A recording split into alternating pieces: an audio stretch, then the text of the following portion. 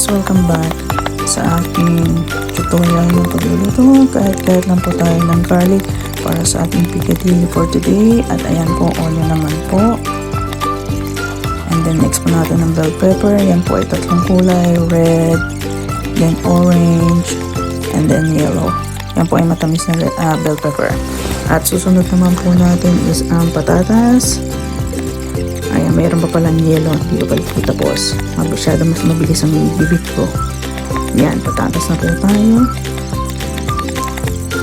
And then, susunod na po natin dyan isang kiniling. Ilalagay lang po natin yan sa ating kaldero. Lalagay ng tubig pakukuluan. Ayan na po, ganyan na po siya pag napakuluan. And then after po, painitin natin ng mantika. Yan po ay para sa patatas na piprituhin natin.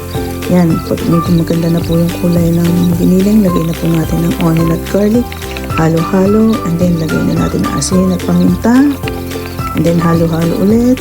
Next step is, ayan, ilalagay na po natin ay toyo, and then yung pong tomato sauce, pero yan menudo sauce po nilagay ko, mas masarap po yan, and then ang oyster sauce.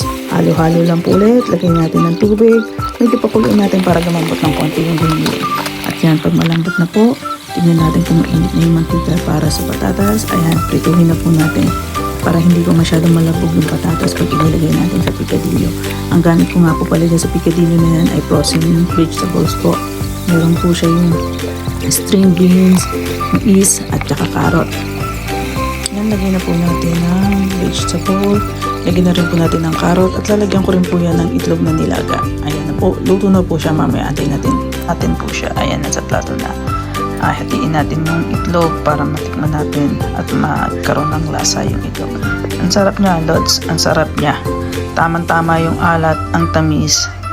Kaya sabi ko sa inyo, sulit na sulit to. Subukan nyo, Lods.